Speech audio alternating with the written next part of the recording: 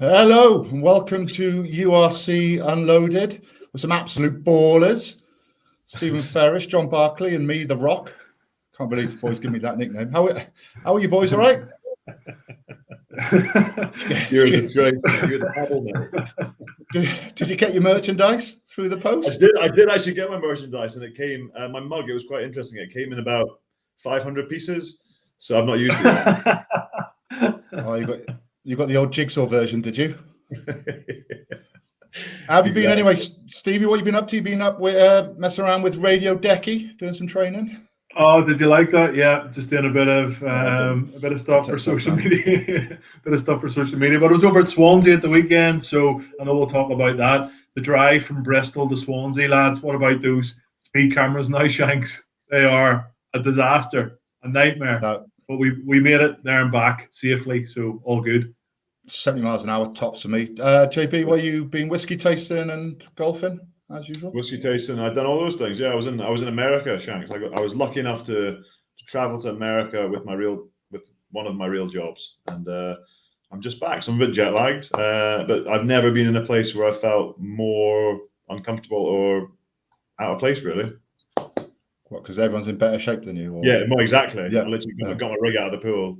And everyone's got someone had calf implants at the pool, which is quite cool. Never seen those before. What you boys could do with them. Yeah. Anyway, we have, as usual, we've got a coach coming on this show today. We have head honcho at Glasgow Warriors and Western Supermare's finest, Danny Wilson. Danny, welcome. How are you? Very good, thank you. Welcome as well. Thank you for being a host to me. So hospitable. Yeah, you are most welcome. Just before we get into what you've been up to and Glasgow Warriors, does the legend of John Barclay still live on at Glasgow Warriors? Yeah, there's a couple of pictures of him on the wall actually as you come through. Yeah, so they haven't been taken down yet, but no, I've worked with John previously as well, so I didn't have worked with him Scotland Scarlets, but no dealings with him at Glasgow. He tells us he's a living legend there. Anyway, good win for you at the weekend after losing to Benetton the week before. Really good reaction. How happy are you with the result? Yeah, no, really pleased. I think obviously the week before was a disappointment. We started the first 5-game block relatively well.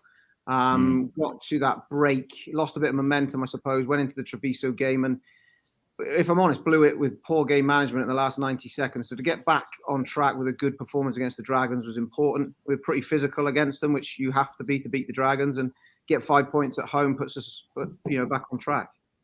Yeah, just 19-0 up at half time. That's primarily where the damage was done. But Ryan Wilson said you weren't too happy. 19 points wasn't enough half time. Is that right? I think when we looked at it, we kind of said at halftime that we'd missed a few opportunities. We weren't quite as accurate as we wanted to be, and it's probably goes to the same second half. And I don't want to take anything away from the Dragons because they're a good side, they're a gritty side, but we just felt we had plenty of opportunity to get way further on the scoreboard and get away from them a little bit earlier.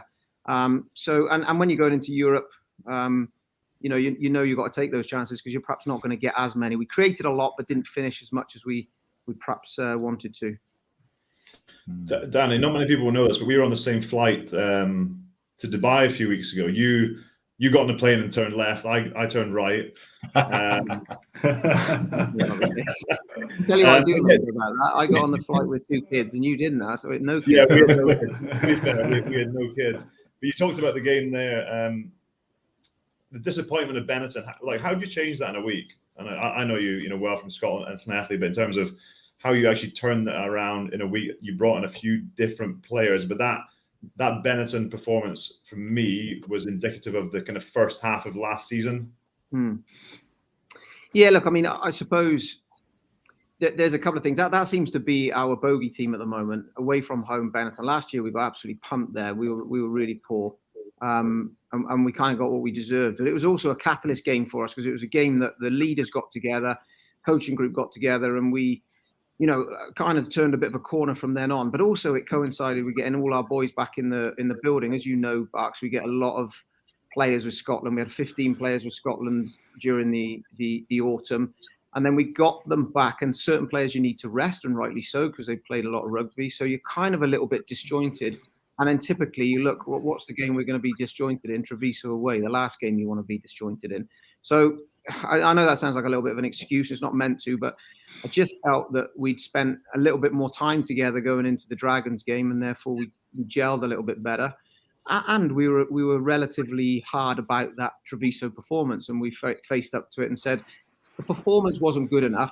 Away from home, it was ugly, but we still had, with 90 seconds to go, remember, we had a 2-point lead away at Treviso, and we've got a scrum in their 22. I mean, you have to be able to see those games out, and that was the most disappointing and frustrating thing, that you could have gone, right, we've won ugly, we've won with a poor performance away from home, but we've won, we get out of there with the points, and lots of other sides are going to go down there with the same mindset. But to collapse in those last 90 seconds with 3 penalties and then to lose the game was a bit that was unacceptable. What was the message after that, Danny? And I guess, like I said in that question there, around about, that was kind of like Glasgow in the league last year. How did you turn? And we've spoken about this playing golf, but what was the turnaround from a Glasgow point of view to actually, because it's pretty much the same squad you brought, which we'll get to, some of the really, really nice signings. I know Stevie's a big fan of Jack Dempsey and some of the other guys coming in, but what was the turnaround? Because it's pretty much the exact same squad, but you into the Rainbow Cup, you were basically a totally different side. So from last year, you mean, John? Yeah. From the league into the Rainbow Cup, so we kind of had 2 seasons together. Yeah, again, we got back together as a group to play Montpellier in Europe, and then we had Treviso the week after. We lost both games, and I genuinely felt emotionally, you talk a lot, you guys know better than me, about being emotionally in the right place when you go to certain venues and you play certain games. And I think our group at that time, we perhaps technically, tactically provided and talked a lot about the detail of an approach to the games. We didn't cover, as a group, me, leaders, senior players, everyone, we didn't cover the emotional side of the game enough and the mental side of the game. And I think we went there in a poor place. Then we conceded almost immediately, and it just, as you know, the wheels fell off. And we sat down, and the players came to me and said, look, this is something we want to face. We want to do the debrief, not the coaches. Can the coaches be at the back of the room? And we want to do we only do 25-minute meetings, 30-minute meetings at the most, right? Because we don't know what's being long meetings. That day, the boys did a 50, 60-minute long debrief of the game, and they called each other out a little bit. And our leaders, Ryan Wilson's and people like that, were excellent, Fraser Brown, and it kind of just was a bit of a turning point. And then we said, right, we've got some more time together now. Emotionally, what can we build on? So what we did, things like Rob Harley's 250th game, we made a massive fuss about that. People were leaving come Rainbow Cup time, so we made a big deal about their careers at the club and sent them off in the right way and just built the emotion going into those games. And again, probably took a bit of detail out, made things less heavy on detail and more about emotion. And I think that carried us into a bit of form. Danny, John kind of alluded to it there about Jack Dempsey and the impact that he's had for you guys this season. I know personally from playing in the back row, you need somebody who's going to give you that go forward, and he certainly does give you that. When he's on form, you do look like a different side with ball in hand and getting over that gain line time and time again, and he's certainly one of those players that's doing it pretty consistently for you. He is. He's been immense since he's been here. We spent a fair bit of time on working on signing him and convincing him it'd be a great place to come and play. Leaving the weather of Australia for the weather of Glasgow. But he came up and has brought us a real physical presence, especially with the ball. He's one of those guys. Barks, you'll know what I mean by Hamish Watson. He's only got one gear. So at training, when you say, right, we're shoulders on today, but not 100%. He's 100%, and there's either 100%. Guys. Yeah, so he's full bore all the time. He only knows one gear, and I think he's brought a real edge to us. He's brought that carrying presence that we wanted in the back row. To be honest, we want a few more of those, and we're working on a couple more of those guys, because the biggest stat that makes a difference in rugby, I believe, at the moment is meters per carry. If you've got boys who can get you over the gain line, get you on the front foot, we can play the pace that we want to play at. You look at Sione on the weekend, he's another one, that can get us on front foot. It allows us to speed the game up and play at the pace we want to. So a couple more to come, but Jack and Sione in particular recently have been outstanding. Did Jack lose a bet? Is that why he had his haircut like that? Or is that just is that through choice? He's Ryan Wilson said he was a bit of a strange bloke. Is that true? Is he a little bit edgy, a little bit different? Yeah, I'd say I won't use the word strange. I'm not sure me saying that about him would be ideal, but in terms of he's a bit different. He's a character, let's put it that way. He's definitely a bit different. He kind of lives by his own rules, so to speak. But he's a great bloke and he's fitted in. But yeah, he certainly is a little bit different. He's unique. Yeah, I like different. Shanks is unique, so that's fine. Yeah, exactly. Well, a few words on Josh Mackay. We saw him a little bit. We saw glimpses of what talent he is defensively and also in attack. What's he been like in training? What have you seen in training with him? We've been pretty desperate to get him here, to be honest with you. He was one signing that we knew we weren't going to get until his competition had finished in New Zealand. The biggest problem with that is his competition in New Zealand continued because of games that were cancelled and so on. So we had a little bit of a debate, let's say, around how quickly we could get him here. When he did arrive, he'd come back off of a short-term injury. So Treviso, as an example, would have been an ideal opportunity to take him to Treviso, but he wasn't fit in terms of his ankle. So we worked on that a little bit more. The physios wanted to put another week in to work on his ankle, which we did. And then we've only had that 1 week's training full training before he played against the Dragons. He looked again this week. We trained today, and he looked quality today. He's got that ability, that balanced running threat, that ability to hit lines in wider channels as a 15 as you want. He's also got a kicking game, which when we need to and when we want to, he can go to. But also, as you mentioned, there was a defensive element to him that looked impressive. So we're still learning a little bit about him in our environment. But again, a top boy, a proper Kiwi, and yeah, he's fitted in really well. Has he spoken to you about any aspirations to play international rugby for Scotland, maybe? Is that a Scottish qualified dig? I presume. No. But is very he can through residency. He's come over from New Zealand. Has he got aspirations to play? I don't know. We haven't really gone there around the aim obviously was for him to come in and settle into Glasgow as quickly as possible and play well for Glasgow. So that's the only conversations we've had. So I'm not sure where this line of questions is going. No, it's not. You play with a straight bat, Danny. Just in terms of building the squad, Danny, you speak about it. I guess by hook or by crook, guys like Ross Thompson have come through. Rory Darge, Rufus McLean. So you have the youngsters coming through, and then you're adding some really nice. Overseas signings in Josh Mackay, Dupria, Jack Dempsey. How frustrating is it you can't play them all the time? I think when we see Glasgow at their best is when those guys are playing, and that's maybe an unfair question. But you compare it to the Leinsters of the world who have 30 internationals in their squad, and I get you have the pressures from the SRU, but there's a large part of your job rotating them to try and time so you have these guys playing in the biggest games. Yeah, I think managing the squad is important when you've got so many boys away. Like my last head coach job with the Blues, we probably have at the most 5, 6, 7 away, and you're managing those 5, 6, 7 with their Welsh commitments. With Scotland, it's a bit different because 15 boys in the squad and then a couple that will go in and train. It really depletes you. Now, the great thing this year is there's far less clashes with international rugby, as we know.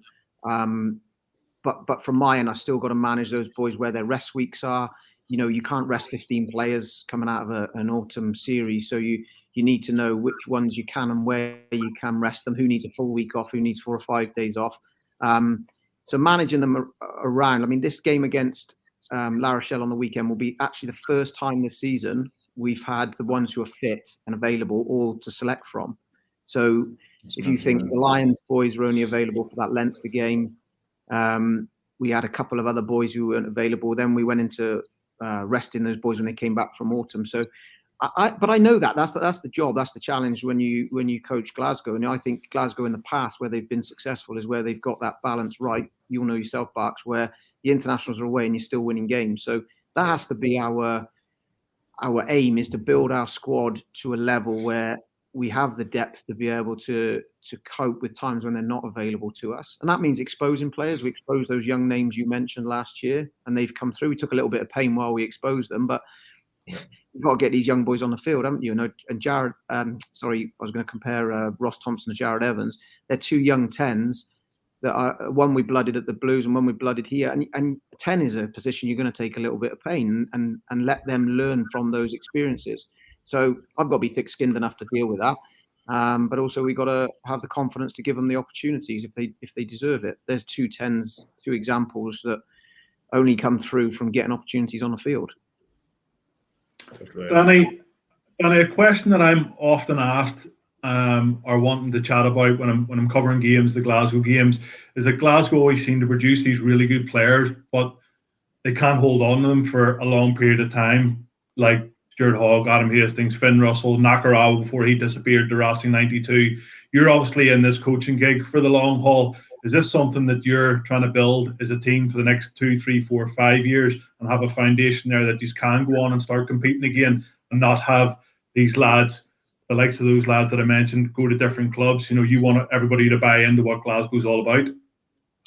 Yeah, look, I think when you take these jobs, you're balancing between the long term and the short term. You've got to win enough games, stay in the job, but you've also got to have a long term plan and vision and stand by that. So I had recruitment cycle 1 really last year, but also it collided with the COVID situation. So it wasn't ideal, let's say. And a lot of players, we kind of probably come to their end of their journey with Glasgow and needed to make some tough decisions on a few others. So we had recruitment cycle 1, and that included bringing in your Jack Dempseys and your Joshes and also blooding some of the younger boys. We're in recruitment cycle 2 now, which is JP Dupree and people like that. And then there's a recruitment cycle 3, and you're hoping, obviously, that you win enough games that you see through those 3 recruitment cycles. If you do that, your squad is yours. What I mean by that is that squad is now your identity, because some players you inherit, some players are on long-term contracts. So there's a balancing act here of building that squad with recruitment, but also at the same time, there's a responsibility to Scottish rugby to develop young Scottish players. That's part of my job as well. So you're always trying to get that balancing act right. And I think at the moment we've made steps in the right direction, but we've got more to make. We need a couple more solid signings, let's say, for the top end, and we also need to continue to blood some of those younger boys that we're doing at the moment. Danny, thank you for this insight into your coaching in Glasgow Warriors. But before we let you go, I know you had a free afternoon prior to the Autumn Internationals. You had a game of golf with John Barclay. He's always raving about his golf. What's it actually like? Is he as good as he makes out? Do you know what? He's the day last time we played, Greg, yourself and Greg. Oh, shocking! Against myself and the +2 golf pro at the pretty much. I'm glad to say we won quite comfortably, and both Parks and Greg were throwing their clubs around in temper and showing their true characters. But I got to say, Parks hits the ball an absolute mile. And compared to me anyway, so he's a pretty good golfer. There's no doubt about that. But then when you get freebies at Glen Eagles and freebies at all these courses, you end up. No such thing as a freebie, Danny. Correct, Danny. You got to work it there. There's no such thing as a freebie. doesn't pay for a thing. It's just great that all your diaries managed to align. Anyway, Danny, good luck against La Rochelle and obviously the 2 URC derbies you've got over the Christmas period. Thanks for taking time out of your day. I love what you've done with the office, and hopefully we'll speak to you soon, mate. Thank you very much. Cheers, Danny. Thanks, Danny. See you, mate. What a thoroughly nice chap. Lovely. Yeah, good lad, isn't he? Good golfer too. Is he? Yeah, decent. Yeah. Better than you? Probably. Yeah. Yeah, I suppose it's not hard, is it? Well, we never played. What do you play off, John? 10. You did tell me once. 10. You're about. What are you, Steve? Are you 11? Flat match, JB. Flat match. We'll go flat match. What are you, Shanks? 7-ish. Oh, you were down to 5 or 6 the last time we were chatting, Shanks. We were doing some council course, some Parkland course. You just spray Yes, yeah. I'm on another fairway. Yeah, no water. Right, let's get into the weekend's chat. Leinster back to winning ways against Connacht. Stevie, how impressed were you with Leinster? Yeah, really impressed. Quick answer is they were frightening, especially in that second half.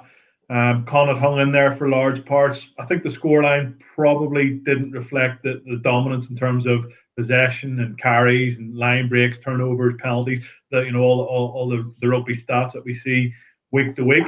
but they just have a little bit more in them. And, they were very clinical. A couple of key players, Dan Sheehan at hooker, was outstanding. An unbelievable try that he scored sidestepping Mac Hansen, who has been arguably Connacht's best player for this season. But look at this here for a step. Left, right. Mac Hansen. You able to say that? Yeah. Mac Hansen, yeah. He's Mac Hansen. But it's not like Ronan Keller set the tone as well, hasn't he? A hooker. And who's first choice there? Ronan Keller must be first choice. Ronan Keller's first choice for Ireland, but I think he's not far behind. I think Dan Sheehan's almost second choice for Ireland at the minute. Rob Herring didn't play at the weekend for Ulster. He didn't get any game time, limited game time in the autumn internationals. He's over 30 now, so maybe it's time for them to step aside. But what was it, 14-12, 33rd minute of the game, really tight. Connacht, Jack Carty pulling the strings, and then just kicking it was a bit of kick tennis. Leinster got a great score, that score that we just saw in the 39th minute, and then in the second half, it was just all Leinster, just so powerful. I'd say the Irish provinces are playing at a different level to anyone else in the league at the moment. I watched that, and I know Connacht got beat. But you watch the way Connacht are playing. You watch the intensity they're playing with the brand of rugby they're all trying to play. At the moment, I think they're way out ahead, and I only say that with a caveat because Glasgow haven't played any of the Irish provinces yet. Glasgow arguably have had an easier run in terms of they played the Italians. I think they're playing a different level of rugby right now. Boys, what about Peter Robb for Connacht? Is he like the biggest specimen you've ever seen?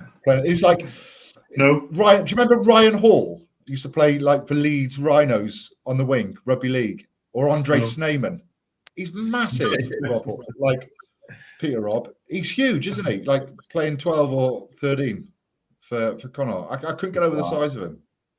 Yeah, I tell you what, it's a weird old game. So Connacht beat the Ospreys by 40 odd points. Ulster beat Leinster. Then the next week it all goes tits up, and Ospreys beating Ulster, Connacht getting stuffed by Leinster. It's a weird one, but I do agree with you, John. I think the Irish provinces are playing at a slightly higher level at the minute, playing some really good rugby, and with those Irish guys just being filtered back in. But we'll see how they get on this week in Europe. It's another level up. We'll see how they get on against the other sides. Hey, listen, is Mac Hansen qualified for Ireland? Yeah, he was brought into the Irish setup just before in the middle of the autumn internationals for Ireland. He was brought in. He's a good player, eh? Yeah. Oliver Try was good, wasn't it, JB? Or sorry, should I call you Barks? Come on, Barks, if you want. Yeah, I feel like we're there now. Yeah, lovely. I watched Danny Wilson. Yeah. Did he call me Barks today? He did actually, yeah. This is what I mean about the style of rugby they're playing. Everything on the line. Mac Hansen's at the heart of everything good, and then I don't know about that. I think you said before he's probably celebrating. They get beers on the bus if they get past 12 points or something like that. Yeah, he put a bet on. He put a bet on himself. Yeah, you can't be celebrating like that when you're losing by 40. But good try, Mac Hansen loved it. I think Sam Arnold's playing some lovely rugby. He is. Yeah, so the try for him. Yeah, they're different level at the moment for me, boys. Ospreys get the job done on Ulster. So we saw a bounce back, something from Glasgow. Seen another one now from the Ospreys. Stevie, you were at the game. You were covering it. How disappointed are you really with Ulster's performance, considering what they did the week before, beating Leinster? Yeah, there was a lot of chopping and changing. There was loads of substitutes. And that's going to be a big concern getting into the Claremont game this weekend. This is Morgan Morris' try, and this is probably the highlight of the game. Ulster tried to play a lot of rugby, but they were never really in the Ospreys' green zone. They just sort of hovered around it between the halfway and the 22. Some silky offloads from Stuart McCluskey. He's good, mate. He's really good, Stuart McCluskey. There's way more to his game. I think we've probably talked about him before, but there's way more to his game than just truck it up. His offloading ability and holding the line straight as well. Watch him in a game. He never ever gets put on his backside. When I'm talking about that, I'm like at rucks. He's always on his feet, and he's always like. And when it comes to tackling, he's never like spearing. He's always just trying to hold people up. He never gets put on his backside.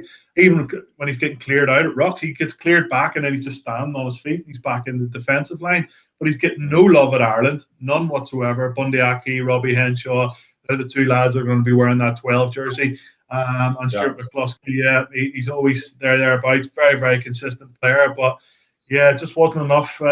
Michael Larry as well, fullback, was pretty good. I thought Bradley Roberts and Sam Parry, the two hookers going head to head, that was a good contest until Bradley Roberts went off injured. But yeah, it wasn't a game full of really good quality, Shanks. And I think the Ospreys, I don't know what you think, the Ospreys, for me, just still aren't creating enough to go and beat teams, convincingly.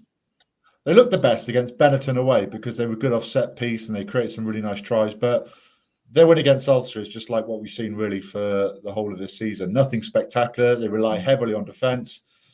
If they can sneak the odd try or two, brilliant. But they just rely on penalties. They rely on goal kicks. Luke Morgan got another yellow card. That was really obvious, that one. You just can't come in like tackling like that with your arms now. And if you hit the ball, it's going to be a yellow. And if there's players outside in their space, it's often going to be a penalty try. I still find it quite interesting Gareth Anscombe's not starting because he's fit. He obviously started the first game for Wales in the autumn against New Zealand. Probably wasn't his best game, but it's going to be difficult for him. I know he's still coming off the back of a horrific injury. It's been a long time out, but I thought they would have filtered him back in quicker than they have. You're the man on the ground. You're the man on the ground in Wales, Shanks. What is the DL like on Gareth Anscombe? Why is he not starting? I don't know, to be honest. I'd love to tell you why. The only reason I can think of is they've been doing really well with Stephen Myler, and some of their best games they've had, and some of the better games they've had have been when Stephen Myler has been at 10, and maybe just his experience. But no, it must be. I still really rate Gareth. Well, he's on the bench, so you can't be that injured if you're on the bench because if someone goes off in the first minute or two, you've got to last 80. But Anscombe is a massive part, I think, of how Ospreys and Wales can enhance their attack because often, you're dictated how you attack by personnel, aren't you? Your personnel you've got at 10 and 12 and 13, and you're not going to be able to play an all-out attack game if you've got pretty big lumpers in the centre that can't really distribute. So still find it a little bit strange. Danny Wilson saying like they played the young boys last year and just especially at 10 accept a bit of short-term pain. And I know Anscombe's not a young guy, but he's been out for 2 years.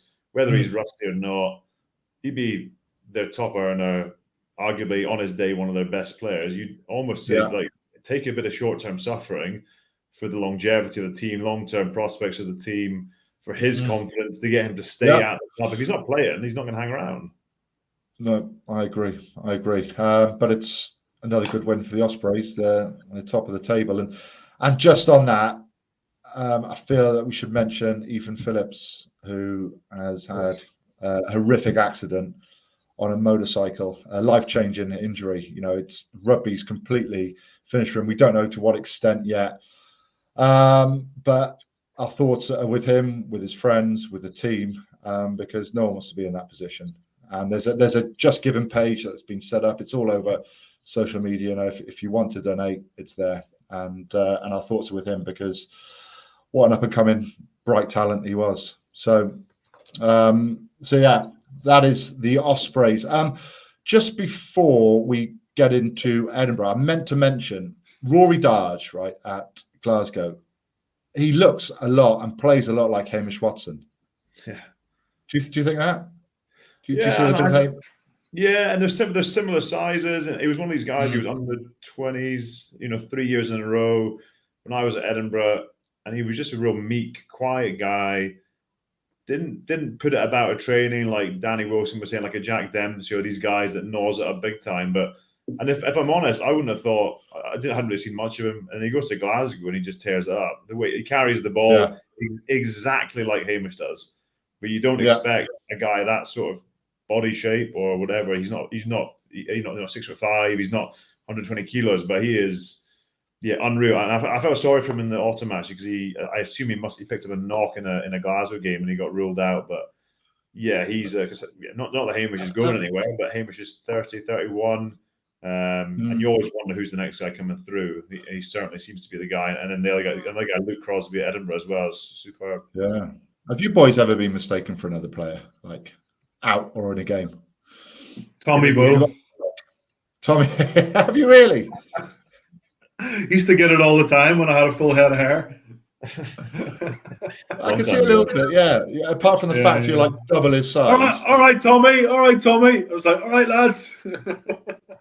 You, Shanks? You? No, I've got nobody. Nobody. Never got no, nobody. Not on the rugby pitch. Back when I first started. From a distance. Johnny. Right. Neil Jenkins. Like, I used to warm up with Wales behind the post. And there'd be like kids shouting, Neil, can you sign this? Neil, can you sign this? And I'd just be like, closing my eyes like this, saying, oh, shut up. Because, I used to have a little bit of hair. Same complexion. I just realized I was compared to genuinely for Finn Russell a lot. And I've signed signatures as Finn Russell because it was just easier than saying it's not me. So, you look a little bit like Johnny Petrie. Oh, fucking hell.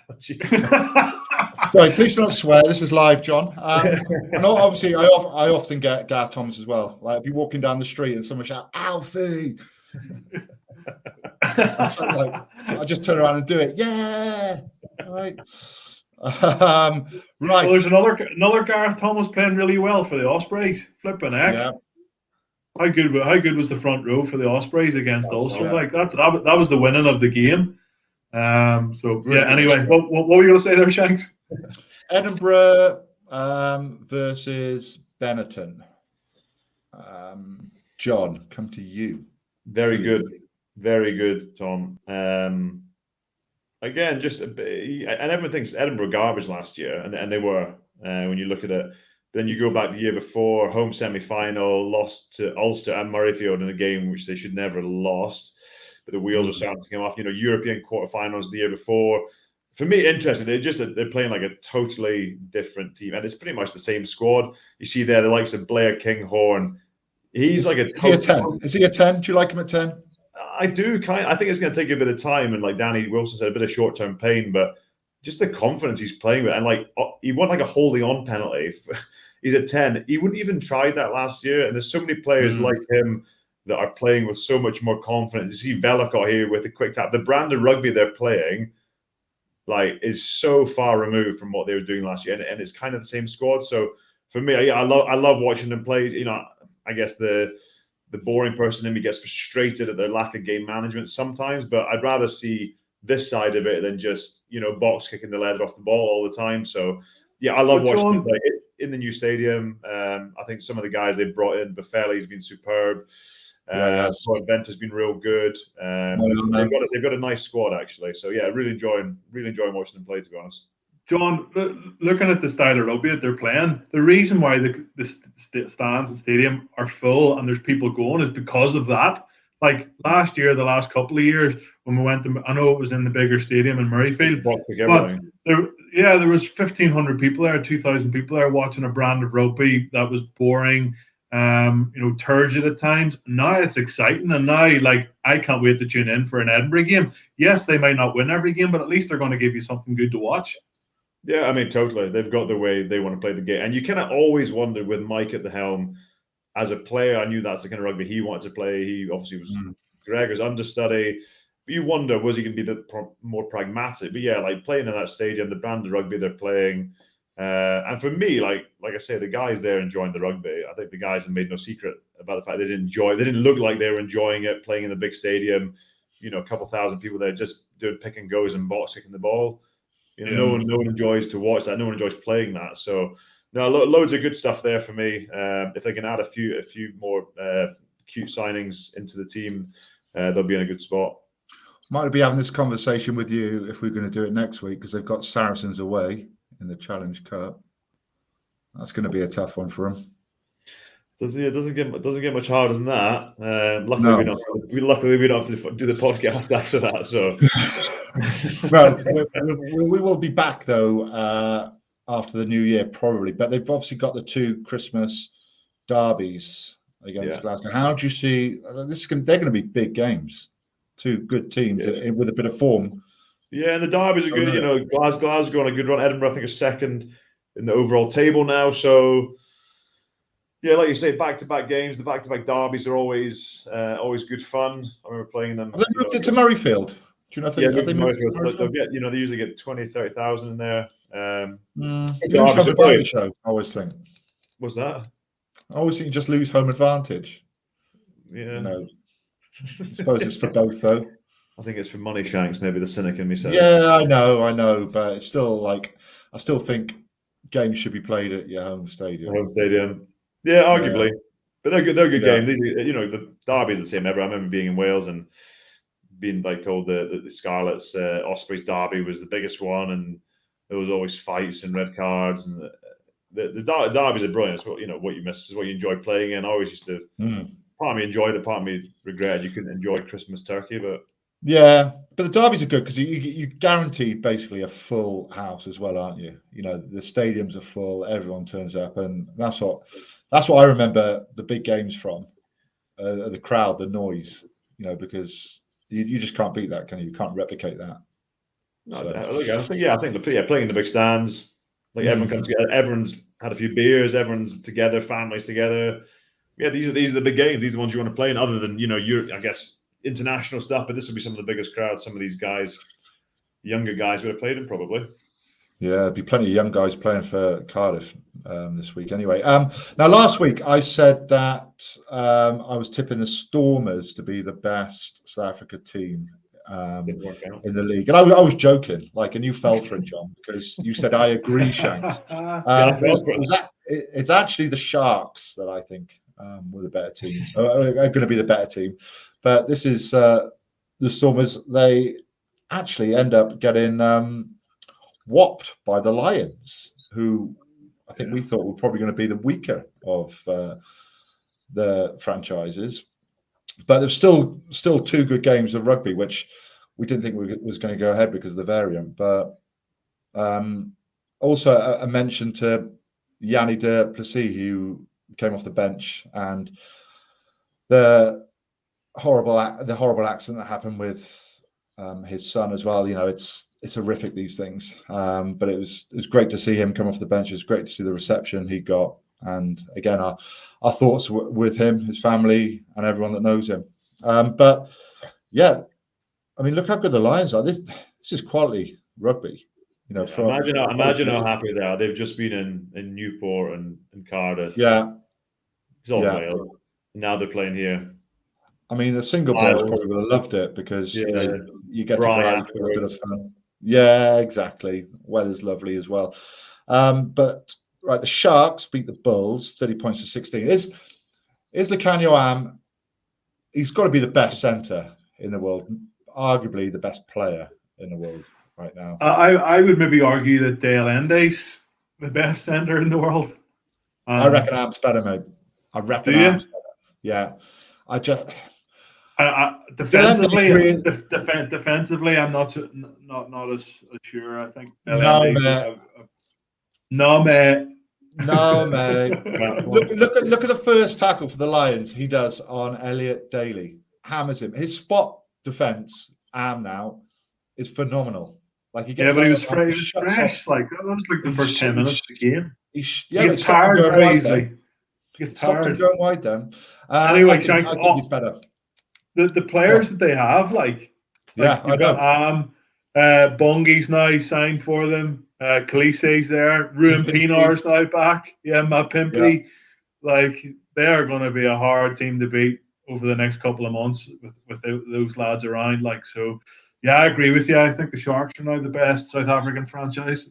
I just wish we could see some games now in the URC of some of the bigger teams, like the Irish provinces, going toe-to-toe against full-strength South Africa franchises. That'd be quality, wouldn't it? You know, especially out there where the weather's great. The Scottish side. Sorry, mate. And the Scottish side. That's massive interference there. And what about I can't. what about the Bulls? Like, they were the team that everybody was talking about going into the URC for this season. All the size of their pack, you know, they've signed Kutsia, you know, they're splashing the cash. I think their coaching setups maybe changed again this week. Is that right, Gert Small? Has he been brought into the coaching setup? I maybe read that online. Anyway, and like he has been, like he coached me at Ireland. So no, they've been disappointing. Haven't recovered from the Rainbow Cup final loss, have they? No, still a hangover. Right, that brings us on to rants of the week. Has anyone got any rants now? Steve, Yeah, we could do. Stevie's always a one. rant. Yeah. What's your rant this week, mate? My rant is the average speed cameras from Bristol to Swansea. Fair. You want to get somewhere in a rush, do you? Just go to like it's a motorway, like, and there's a 50 miles an hour speed limit for what, 20 miles? Residential areas, mate. It's pollution. Yeah. Okay. Yeah, trying to keep people safe as well. Yeah, it's pollution, and then there's like this crazy factory just outside Swansea that's like giving off. It's beautiful. Yeah, Port Talbot. Love it. The 8th wonder of the world. I'd let you go 70 if you had an electric car, but I'm guessing you don't. No, it was a hire car, Shanks. So Mustang or something. What about we could put your Jack Carty rant in this section if you like. If you want, yeah. I don't want to put words in your mouth, but if you want to, yeah, tell me what you think, Stevie. I'll allow it. Like Jack Carty has been playing some really good rugby for Connacht over the last month. He got himself back into the Irish fringes of the squad as well. And I know a lot of people have been banging the door saying he's the best Irish out half, and he might well be, but he had a good opportunity against Leinster to show what he was all about, and he sort of let himself down at times. He had a really good, bright opening 30 minutes. Then, that's perfect opportunity there. Bring it down, box kick it, get a good chase. He just kicked the ball away aimlessly quite a lot, give away a couple of penalties, and kick the ball out on the full. He tries to grubber this one down into the corner, too long. You can just see the way he's kicked that, the angle he's kicked it. It's always going to go away from the touchline. He kicks another one here just before, in the middle of the half. Rolls out. It's slightly unlucky, but at the same time, you got to make those count. And I felt that he just brought pressure onto his side, like 14, 12, 33 minutes, as I said it earlier on, Leinster score. You go, right, lads, we're going to go out there. It's 19-12 at half-time. Let's get the first points on the scoreboard. He kicks the ball dead, and you're just turning around going, like, this guy's inexperienced. He's the captain of Connacht as well at the minute. And I just feel in the really big game, Shanks, he doesn't deliver. And that's maybe why he's not in the Irish setup. By all accounts, good lad, really skillful guy, but he just needs to take his game to the next level if he's going to get those Irish call-ins. I can imagine big Gav Muldoon now getting so angry listening to that, because he's the number one fan of Jack Carty. Yeah, he is. I got a little rant. I'm already sick of Elf on the Shelf. It's 8 days in. Yeah, shit out. Oh, can I swear? Crap. No, you can't again, John. It's just live. It's like, here's done it a few days. I missed the first 6 days in LA, and I come back, and Haley's like, my wife, okay, it's your turn. Just put him on the here's Uncle John. Uncle John's back. Kids, this is your dad. put the Elf on the table. That'd be Oh, I know, mate. I'm sick of there. Just put it somewhere. Put it on the sofa. Oh, look at him. He sat down. Oh, he's sleeping again. Oh, I'm sick of it already. And what have we got? Like another 18 days to go. 17 days. I can't even work it out in mass in my head. Anyway, rant of the week done. Next on to Fashion Police. So I think this is the biggest one. Yeah, is he wearing a scuba diving suit under there or something? A scuba diving suit. Not sure what it's wearing. It's mahogany, I think you'd call that colour. Mahogany, sheep's wool. But gloves aren't great either. Still the same gloves. You didn't learn.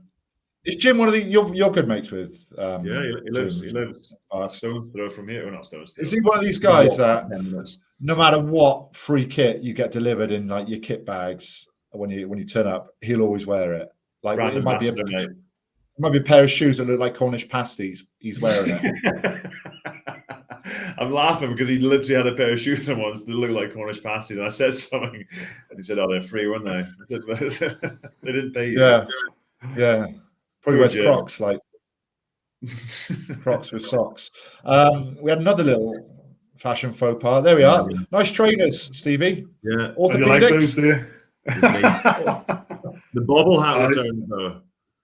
I actually bought that in the airport on the way over because when I was just about to take off from Belfast, there was like the storm Barra was sort of en route. So the weather was horrific, on the limited company barks. That was an airport purchase. Like rugby at 5, picking up your bins at 7.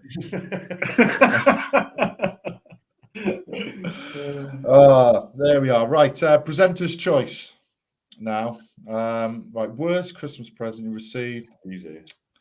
A player you hated playing with. Should we go with that one? Any boys you hated playing with?